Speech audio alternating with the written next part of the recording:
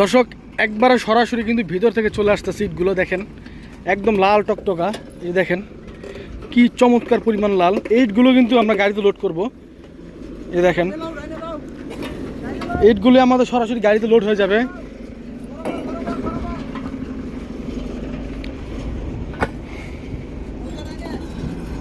গাড়ি আছে, খেয়াল করিস।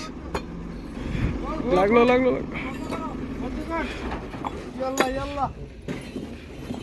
দর্শক বন্ধু দেখতে পাচ্ছেন একদম কিন্তু সরাসরি ব্রিকফিল্ড থেকে ইটগুলো লোডিং করা হচ্ছে।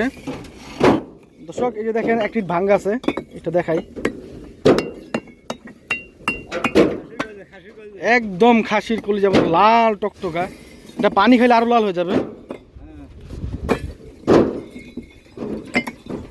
দর্শক এইভাবে কিন্তু আমাদের ইটগুলো, এই যে কাঁচা ইটগুলো ডাইরেক্ট সরাসরি পোড়াতে চলে যাবে, ভিতরে চলে যাবে কিলিংয়ের ভিতরে।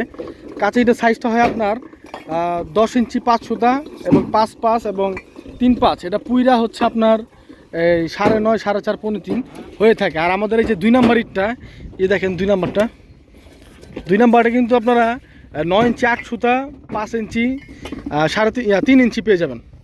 যেটা 2 নাম্বারটা খুব ভালো সাইজ, একদম গরম হয়েছে, মানে গরম আগুনের মতন গরম।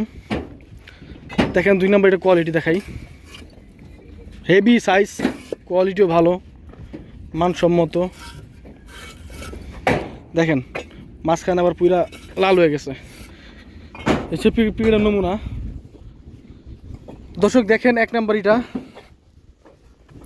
যারা ভালো মানের 1 নাম্বার দিতে যাচ্ছেন দেখেন 1 নাম্বার ইটা।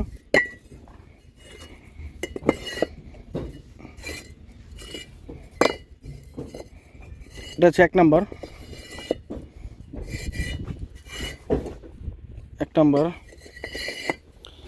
আপনার এখানে মূলত বিষয় হচ্ছে যে কয়লার উপরে ডিপেন্ড। কয়লাটা যদি ভালো মানের হয় ইটের পোড়া ভালো হবে, কোয়ালিটি ভালো হবে। কয়লা নর্মাল হবে, ইট খারাপ হবে। আরেকটা বিষয় হচ্ছে মাটি যদি ভালো হয়।